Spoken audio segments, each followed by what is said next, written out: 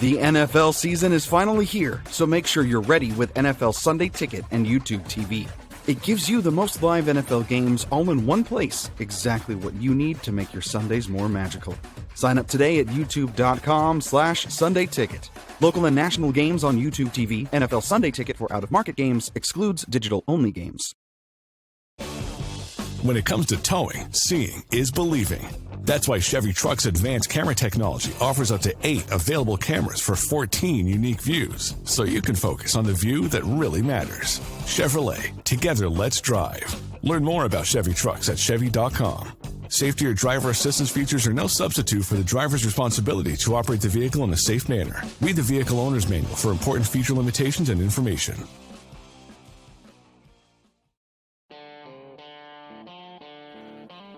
Hello and welcome to the Oregonian OregonLive's Beaver Banter podcast. I'm Nick Daschel and I cover Oregon State football for the Oregonian.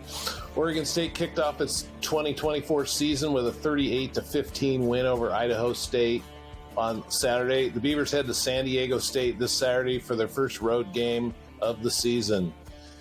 Joining as he will every week during the season is former Oregon State defensive end Isaac Hodgins. Isaac, how are you doing? Doing good. Doing a little better after, pulling off a win. We'll take it any way we could get it. So, is it weird to hear yourself referred to as former Oregon State defensive end? Yeah, after 6 years of playing in college and however many in high school and middle school and all that. I know I played football for so long in college. I thought that was just the rest of my life there, Yeah. Played a little bit too long, but, thanks COVID. Well, you still got your brother, I guess, that can keep you, interested for something. But football family, we're always got football brewing and on our minds. Yeah. Does your dad coach? He was coaching for a while. He stopped coaching because he had to watch my games, Isaiah's games. So it was a lot. It was a lot to have a Friday night game, then a Saturday game, and then a Sunday morning game. In your new role as fan instead of player, what's game day like for Isaac Hodgins? Game days, it's a lot more lax. Usually on game days you're a little stressed and worried. You kind of have to be the entertainment for everyone else. But thankfully I don't have to wake up and get in the right mindset. I can wake up at 10 a.m. and take a little stroll over to the stadium and, have no. How far do you live from the stadium? I don't live far at all. I live right across the way. I can hear the music if I really? Wow. So did you do any tailgating yesterday or was it? Yeah, I went to the alumni tailgate. Sometimes there's tailgates with, people from work, and Pacific office always does a tailgate around the way. Yeah. It's definitely a different vibe to just wake up and not be worried about being on the gridiron. It's nice, but it's also a little bit sad. So were you down on the field during warm-ups yesterday, or? Yeah, I was down on the field during warm-ups. My cousin actually played running back at Idaho State. So he was a new transfer. He just got on the team, so he's still kind of finding his way. So I was talking with him before the game, and then a bunch of the other players. Tolly was down there. It was good to see. It was good to see all the guys out there. So last weekend for the NFL guys to show up at their college. Now the job starts next week. So right, yeah, he's about ready to go. Started. So when you're watching them warm up, are you jealous, or are you going, yeah, I'm done with this? A little bit of both, I love the process of football, which is why I love football so much. Are you hearing these alarms on my computer? I'm sorry. It doesn't matter. Yeah, I heard some, but I assume it's a text message or something going off. Yeah, let me turn that off. But it's definitely a different vibe for sure. I enjoyed the pregame warm-ups and doing all the fun things like, having your pregame rituals. And, I saw the D linemen warming up with some pass rush and all those kind of things. So I definitely miss it. No doubt, I miss it. But it's nice being a fan. Get a beer during halftime, whatever it may be. Yeah. I mean, I know some players, whether they miss the game or not, the game reminds them every morning when they wake up that, it's painful. Yeah. But you're still kind of young. So the aches and pains, are they not there so much, or? Yeah, no, I mean, that's the reason I had to stop playing is because, I had all those foot injuries and my foot just still hasn't fully healed from all that. So I'm able to bear it while I'm young. And, who knows when I'm older? My dad had similar surgeries. So he's like, man, I wake up, my body still hurts. I feel the, waking up, kind of got to like warm up your car in the morning, kind of sit there for a little bit, get the joints moving. But it's not too bad right now. We'll see. Give it about 10 years or so. Exactly. And then, well, we'll see. Hopefully it won't be too bad. We were talking about this Idaho State game last week, and you'd mentioned that, the respect all, fear none mentality. And but when you're playing a team like Idaho State, is there a tendency to think that, you're physically better, so let's, kind of get through the game without showing as much, not showing too much, have some fun and not try to get anybody hurt? Or is that, can you do that? You could do that, I think, scheme-wise. I definitely think scheme-wise, definitely on the defensive front, you're not going to show, all your blitzes and everything that you got kind of teed up that are like those are your home run hits. You don't want to show those, game one against, Idaho State. And so you kind of got to give it your time to, you just want to like go out there. You just want to win with base pass rushes. You don't want to have to win with, all these different kind of rushes and stunts and whatnot. And so I think they definitely, but physically you want to go out and dominate. There's no holding back there. Right. Yeah. But definitely, on the side of like your plays and strategy, like let's hold back a little bit, let's not show all of our cards game one. Right. I was curious, did you guys really like the turnover chainsaw? How did that, I mean, were you guys really into that, or was that, I mean, how did that go for you as a defense? I want to give, I kind of want to let all the Beaver fans in on something. I'm pretty sure I'm responsible for the turnover chainsaw. When it came out in, the Miami turnover chain or whatever, I remember telling my defense line coach, I was like, it was Coach Lose. It's like, Coach Lose, I think we need to do the turnover chainsaw. And he was like, yeah, it does sound like a good idea. Next few meetings go by, Coach Tibbs introduces the turnover chainsaw. So I'm like, man, like I need to get my trademark on there. But I think it pumps all of us up. I mean, it pumps the guys up, pumps everyone up. So did they give you credit for it or no? I don't think so. I don't think they give me credit for it, but I give myself credit for it. Well, I just want to set the record straight on that. Well, we'll have to do something about that. So I'm curious. Yesterday, Trent got thrown in a cold tub in the locker room after the win. Being his first win and all. What's the wildest post game you ever experienced? Wildest post game I ever experienced. I mean, I would guess probably the Oregon win at Reser, but yeah. I mean, it didn't. I guess it didn't have to be the biggest win. It could have just been somebody went. Really set off the Oregon win. I think it was the Oregon win because I believe it was Coach Lange's birthday. Everyone, that's a tradition we do at Oregon State. We throw everyone in the cold tub on their birthday. So Coach Bray got thrown in. It was consider this his birthday, first win as a head coach. You know what I mean? So he'll get thrown in and whatnot. But we threw in Coach Lange kind of against his will. He's a big guy. So, he didn't want to go in? And he gave in at a certain point, but, it took a few hefty defensive linemen to get him thrown in. Tolly kind of, we overpowered him, so, but I think that just having wins like that, I mean, first win as a head coach, just celebrating with all the guys, it's something special. Yeah. What's Sunday like after a game for a player? Oof. Don't get me started with Sundays. You would think that you would have the day off. It's a lighter practice. But Sunday, how I did it, how we did it is we got off until about noon, and then we would have meetings, a team meeting. We would work out. We would have a workout first, then we have our meeting, and then we go to, a light Sunday night practice.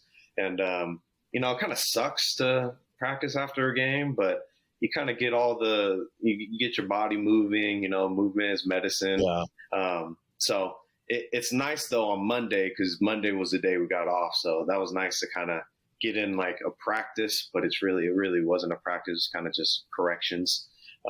So Sunday's not as relaxing as you would like to be, but Monday's real nice. Well, Monday is the mandatory day off, and the Right. NCAA makes everybody take one day off. I mean, did you guys feel like you actually got the day off? Oh yeah. You get the day off, but it's encouraged obviously to get into the training room, get into the meeting room, kind of watch some extra film for that game coming up.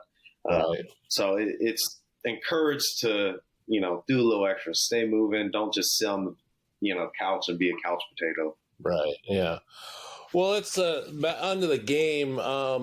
Start with the defensive side. It felt like the pressure sort of built up during the game. It seemed like it was a little hit and miss early in the game. Then there was more the second half. I mean, the quarterback wasn't on the ground much, but it seemed like the heat got turned up later in the game to force some bad throws. What did you see? Yeah, I saw first play.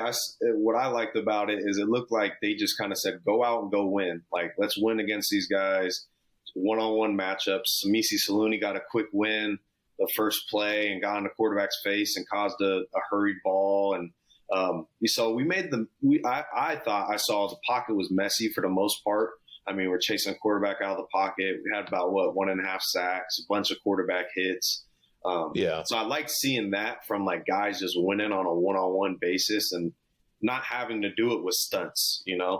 We did throw some stunts in there, some basic stunts, but we didn't show a whole lot of our aggressive, strategic kind of like, hey, these all-out blitzes. We didn't have to use that to get to a quarterback, which is something I like. Yeah. So from what you saw yesterday, you didn't feel like they even really went too many pages into the playbook, or I think it was pretty basic. I mean, there were some basic stunts of, two guys go this way, one guy wrap around. And for the most part, it looked like guys were just out there rushing, winning their one-on-ones. And obviously college football is tough because the ball is out so quick. But I thought they handled it fairly well. I would have liked the pocket to be collapsed a little bit more, like in a net-like fashion, where it's just the pocket gets constricted rather than just one guy winning and then the quarterback's able to get out of the pocket. So you kind of want to see the pocket collapse uniformly in a uniform fashion. But I thought they did pretty decent game one. You're still trying to fill out what works best for you, what's actually going to work against your opponent. Does it make it how much more difficult does it make it when they're playing four quarterbacks? Oh, yeah. Did things change much, or is the scheme still the scheme and it's just another guy back there? I mean, it depends. If you put in two quarterbacks who are pocket passers, nothing really changes for you, right? But if they put in a dual threat quarterback, it's kind of lights go off in your head, like, hey, we gotta be cautious of how we're rushing. Like you see a few times, guys will take an inside move and the quarterback gets out of the pocket. You don't want that to happen. Yeah. Any player really catch your eye yesterday up front? I thought Samisi did really well. I thought Thomas Collins did well. And I thought Skyler looked really good on the back end. I thought our back end looked fairly good. Got 2 takeaways, which is huge. But I thought Samisi looked natural out there. He looked confident out there, and he was playing a ton. Obviously we got in Saturday. Do you anticipate Oregon State going quite a bit deeper next week with San Diego State? I mean, is that part of the thinking? You just don't want to show your next few opponents anything if you don't have to? Right. Yeah. I mean, ideally, you would like to win. You would like, ideally, to just rush 4 dudes and get to the quarterback every time, 4 people.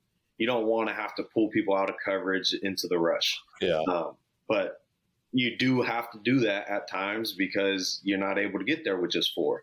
But if you could get there with 4, do that every time and then drop 7 dudes into coverage and you're good. Right. And so, I mean, ideally, you'd like to just rush 4 all the time. So we'll see what their game plan goes with San Diego State. Obviously, you got Oregon that next week, so you may not want to show too much. Right. Well, I was going to get to San Diego State a little bit later on something that I was going to ask you about. But for a player like Isaiah Chisholm, he had 3 big penalties on one drive. I think it was a horse collar and then a personal foul, and then he had the targeting. Mm-hmm. What do you got him ejected, obviously. What do you say to him as a teammate, when a guy goes through a run like that? Because that was a touchdown because he, pretty much gave him 40 yards offense on one drive. Yeah, I think it's just something that it's tough because that's what you kind of get when you got a young team. You're out there, bullets are flying. You're trying to you're doing things that's just the game's not really slowed down for you quite yet. And so I think it's something that's just going to come with time and discipline, obviously. When it comes with time and discipline, you're able to slow down, your level of play a little bit to where, hey, you're thinking consciously in your head, hey, this guy's about to catch the ball. Let me go a little lower. Target zone, go. We're taught to go low on a target zone, don't go high. That's just stuff you got to learn with time. But obviously, even with time, this is a violent game. Mistakes happen. And so you can't blame the kid too much. He's playing hard, he's playing fast, but you can't have those errors like that and that lead to a touchdown. I guarantee you Coach Brady's talked about that. Hey, I was going to say, you probably don't want to be on the other end of that conversation with Trent Bray, right? Do you? Yeah, I mean, it's especially Coach Bray with the linebacker room. I mean, I already know he's shown it in the team room of like, hey, if we don't have this penalty here, we're off the field. And when you have penalties that lead to touchdowns, that's the worst you can have. Yeah. Offensively, it definitely looked like Oregon State went vanilla yesterday. I mean, Idaho State's defense kind of invites the run to begin with, and seemed like she was just too happy to run it yesterday. Is that how you saw it, or did you see anything differently?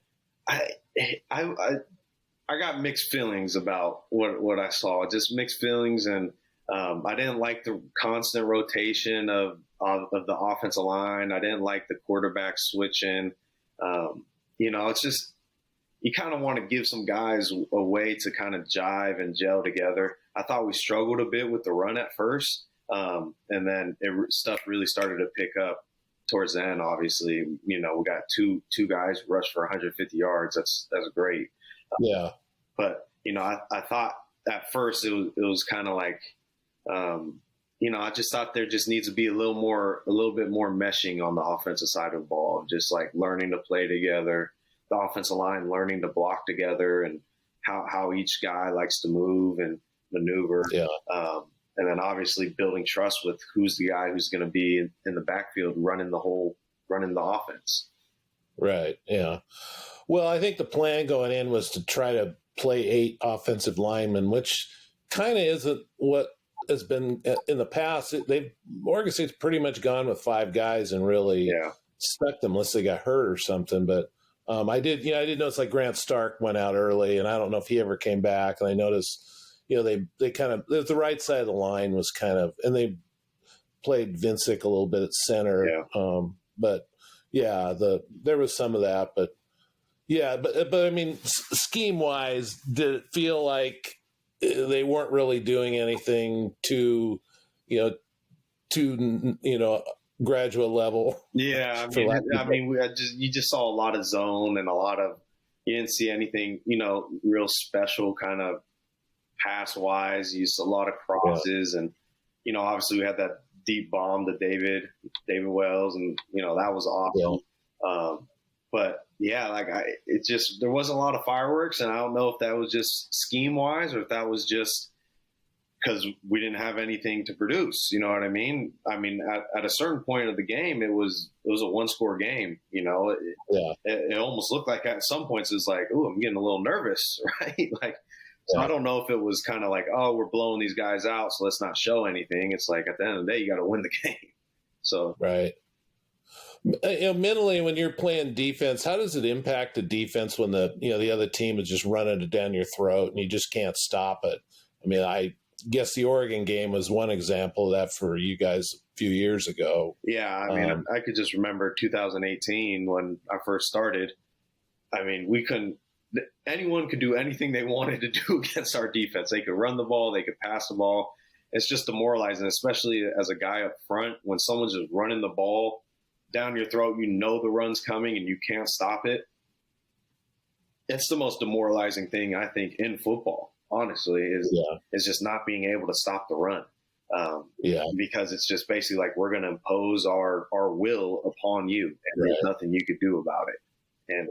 And so we were able to do that, which felt good. And then obviously we stopped the run too. I think they had 54 rushing yards, something like that. Yeah, they don't run the ball a lot. They don't run the ball. Well, they're trying to run a little bit more this year, but I don't think that, they're still going to throw it a lot. That's just what they do. Yeah. But I mean, at any level of the game, like you don't want to have under 100 rushing yards, I mean, even if you don't run a lot. I was curious about how players feel about being involved in a team that has a run heavy offense, because it just feels like in today's game, it's all about, chucking the ball down the field and, big points. Do players care as long as they're winning, or do they like to play in a more of a high tempo passing offense? I mean, I know for me and the offensive linemen and really the guys who are involved in a 9-on-7 during practice, we take great pride in being able to stop the run and run the ball. And if you feel like you can't go out and run the ball, there's only so far you could go in this game, right? I mean, at the end of the day, we've seen it. Like we see Washington State. I mean, they're just airing the ball out all the time, and how it was back then. And at the end of the day, if you can't run the ball and you can't stop the run, like you're not going to have pride in your football team. And I think guys take great pride in being able to run the ball and stop the run. I don't think that's changed. I don't think it'll ever change.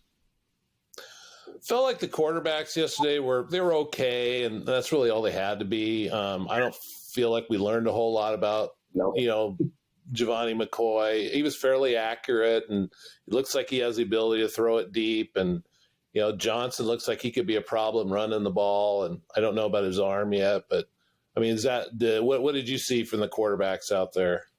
Yeah, I mean, I obviously I like seeing the scramble ability. I just didn't think there was much of a test, though. We haven't really gotten that real test to see what's really going to happen. Like what's really going to happen when you can't connect on offense and you're struggling. Are we gonna switch quarterback out? What's going to happen there? Like we really didn't see how guys are gonna handle things. Yeah. And this is a different league. At the end of the day, you're playing. You got Oregon your third game. That's a tough ask for some young quarterbacks who don't have a lot of experience playing at that level. Did you find, let's say, Oregon is next week, and you've brought it up a few times. So obviously you're thinking about Oregon already. Not that you're playing, but I mean, San Diego State's going to be an issue to begin with. Is it difficult to not think about Oregon when you got to deal with San Diego State first? Is that right? I know the coaches are going to be harping on it, but will you listen? Yeah, obviously I'm a fan now, so that's what I'm thinking about. But obviously, as a player, you're trying to play your best against who you have next, right? At the end of the day, you have to you got to put your hand in the dirt, and you got to face the guys. You got to face Aztecs like that. That's what you have at the end of the day. You can't worry about what's after that week. It's just impossible to do. And if you are doing that, it's not going to end up well. As you could see last time we played these guys, no one was really focused on the game. They were focused on what they wanted to do after or what was going to happen. So lack of focus could definitely hurt you. Well, looking ahead to San Diego State, couple things on that. It's the first road game of the year. What's that like for first-year players for their first road game? I think it's tough because, you gotta address this is a business trip at the end of the day. You're gonna go to San Diego. It's gonna be nice weather. It's gonna be beautiful. You're gonna be lured into kind of, hey, I'm on vacation. This is a nice hotel. I'm getting Jamba Juice as I'm going on to the plane. Like, this is nice. Where's the pina coladas? Like, no, you gotta be able to lock in and be like, hey, I'm on a business trip, and that's something that Coach Bray really harps on. Like, we're on a business trip. We're not here to have fun. We're here to win a football game. And so, as a first-year player, that's something you really got to focus on. And if you don't have a good culture of people being locked in, I've experienced both of having a bad culture of people not being locked in, having a good culture of people being locked in. It's tough. Yeah. Well, I assume as you got older, you were kind of at the forefront of making sure guys had the right mindset going into these road trips, I imagine. Yeah, right. I was always I always kind of had that mindset of being locked in, and I grew up in a football family, so I knew how to do football at a high level. So it was never a hard thing for me to be locked in before a game. By the time you got to your sixth year, how'd you like road trips?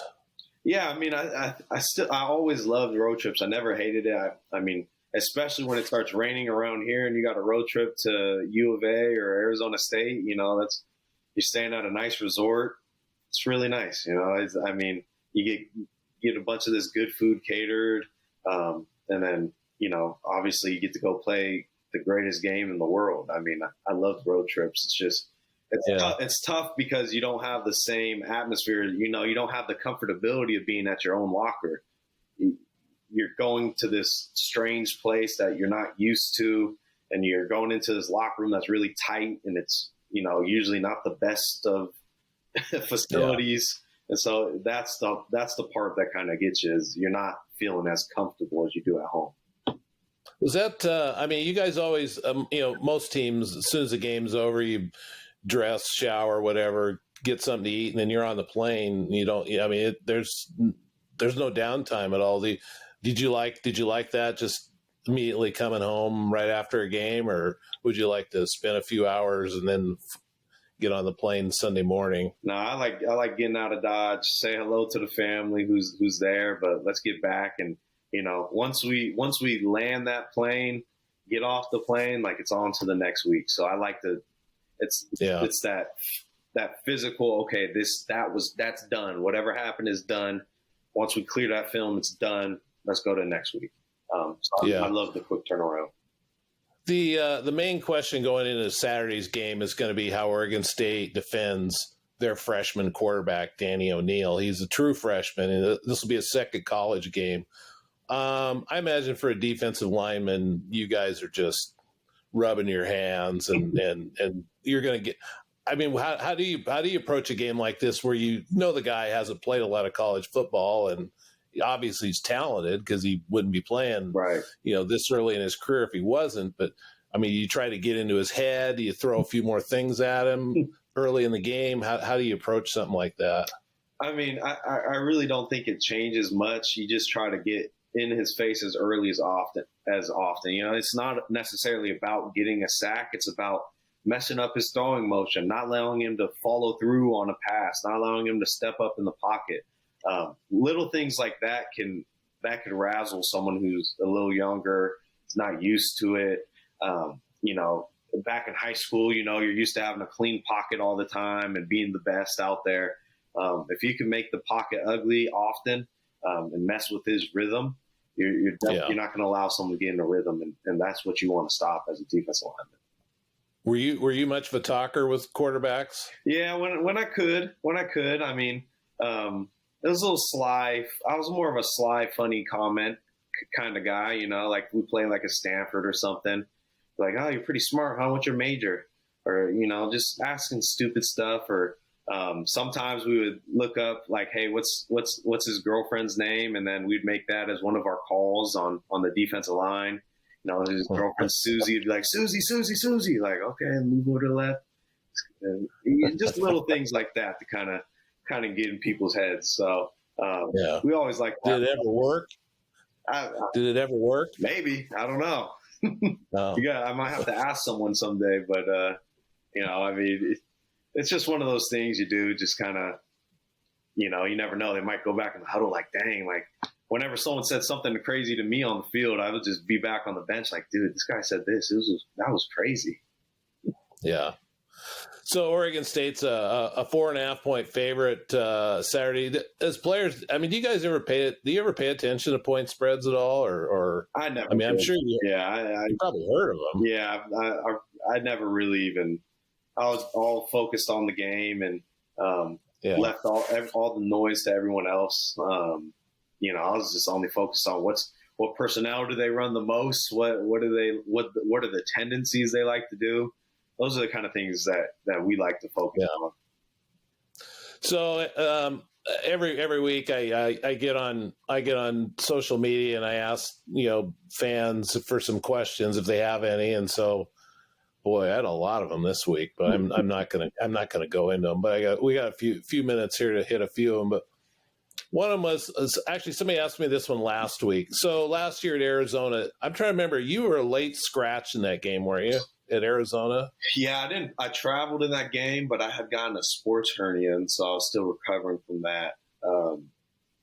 Yeah, I thought it was like you went down and they weren't sure, and then I think you didn't end up playing. But then didn't end up playing.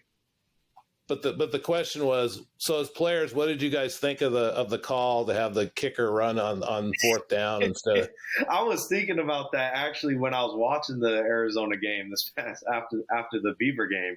I was like, man, I can't believe we did that, because we called the play and then there was a penalty or something that happened where we showed a little bit of what was about to happen, but we weren't sure if they saw or not. And then we just ran it again, and it was from farther back. I think hindsight's 20/20. It would have been nice to have those extra 3 points, but that was one of those things. It was like, no, are we running it again? Didn't we just showed it? And then obviously it didn't work. So that was one of those things. Obviously, you wish you could have back. Just take the 3. I mean, do you remember if players were not happy with it, or do you think, or were they, this is Jonathan, that's what he does, that's why we love him, because he takes chances, or I mean, I think it was a little more of the first one is just kind of like, man, why? Because we showed it a little bit. We showed what we were going to do, and then we ran it again back to back. And so I think right then people were like, what are we doing? But obviously you don't want to let too much of that out. You just kind of want to, hey, let's next play. We got a whole nother quarter left, right? In the moment, you're not trying to focus on that, but after the game, there are some conversations around that. So I had a lot of questions about guys that are hurt and whether they're coming back or not, and I don't really have answers to any of this stuff really. But did you find people were always asking you stuff about, who's going to play, who's not going to play, things like that when you were? It seems like fans are pretty obsessed with who's going to be in the game and who's not going to play this week. Yeah, it's tough to say. Sometimes we don't even know. Sometimes I'll be walking around like last year, be like, hey, you playing this game? Like, I don't know, maybe. A lot of us don't know either. So that's kind of that's just the nature of the game. It's a physical game. You get hurt and you try to play through something, but you never know. Yeah, I don't get the impression Trent's going to be. I don't get the impression he's going to tell us a lot of stuff about guys whether they're going to play or not. I don't think so. Yeah, he's. Somebody asked, what are the differences you're seeing between what Bray did as a DC and then what you saw yesterday with Keith? Do you see any things that really stood out to you defensively? I mean, it's hard to say because I think they kept it pretty basic yesterday. It looked a lot of it. It looked very familiar. Everything we're doing, like I saw the formations. I still remember names of them. So it looks like it's still kind of the same program, but maybe just a little tweaks here and there. Or it didn't look all too different. Somebody asked, it was a quick throw offense by Idaho State, but where was the pass rush? I'm just curious. Was it the quick throws that were kind of making it a little difficult to get to the quarterback early on, or I don't know. I think it's tough. Maybe if you're watching on the TV, you see, the camera will pan away a bit as the ball's thrown. But I had the sense that we were right there. Obviously, they were quick throws, but on so many plays, TC was right there, Samisi was right there, Nico was right there. Like there's so many plays where it's just like one more step, and that's a ball that's flapping like a duck, and it's a pick, or the ball's getting batted or whatever it may be. I thought the pass rush was I was actually surprised with it. I thought it was fairly good. Obviously, it wasn't huge, but that's all I watched all game pretty much. So yeah. This one's just sounds like more of a shot than anything else. But this guy says, any chance we ran so much to show a former running back what might have been? Damian Martinez, obviously. I think Damian might be happy where he's at. Probably, at least his bank account is. I'm pretty sure. This one guy, I mean, this is not, and some of these are questions to me, but this one said, I may have missed it, but why didn't Ben Gulbertson get some snaps? And I honestly don't know. He was supposed to, that was the plan. And at least Monday he was going to play some, and he didn't play. Yeah. I was kind of feel bad. I feel bad for that guy. Yeah, man, I was surprised, honestly. Just, I mean, all the former players I was talking with who play with Ben, we were all super surprised. Just kind of like, what you're going to get with Ben, and it's pretty consistent. Yeah. It's pretty good. I foresee possibly getting in rotation somewhere down the line. Yeah, I don't think anything's settled at quarterback yet. I don't really know that. Yeah, Giovanni might be the guy the whole season if he plays well, but I don't know that. I don't know that they know either yet. Right. So, yeah, it's one of those things. If he does well, yeah. If not, let's make it work. Then the last question here is, what is Isaac's favorite type of pizza? Favorite type of pizza? Did I hear you last week and when you said you were a vegan? You said what? I said, did not hear you last week when you said you were a vegan. I was a vegan for 2 years. You gotta ask my teammates. It was tough. I would get vegan meals and everything. But my favorite pizza is pepperoni pizza. But it's got to be the curled pepperoni. It's the pepperoni that curls up into a little bowl type, got a little grease in the bottom of it. That's the best pepperoni pizza. If it's anything other than that, I don't really want it. So is American Dream pretty much where most students and athletes go in town for pizza, or is there another place? I'll be honest, me and my wife aren't huge fans of American Dream pizza. Well, Tristan Jebbia, he's a big culinary guy. He's also not a fan of American Dream. Wow. Not that this American Dream. Sorry if any of them are watching, but I mean, I kind of grew up with Woodstock. So yeah, Woodstock. My wife likes Woodstock. If my wife likes it, then it's good because she's a very picky eater. She's from like kind of New York area, so she's used to good New York pizza. Our spot is Basil and Board in Salem, so. That's where we like to go.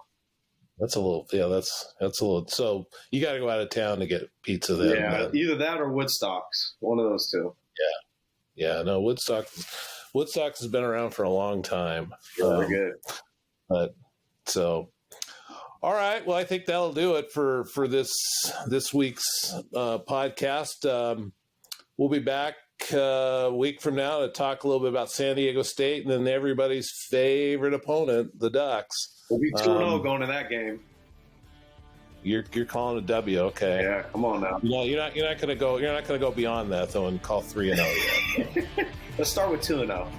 Yesterday probably got you a little excited after 24-14 down in Eugene. Yeah, I was like, okay, saying there's a chance. Here we go. Yeah, so. All right. Hey, we'll see you later. Thanks. All right.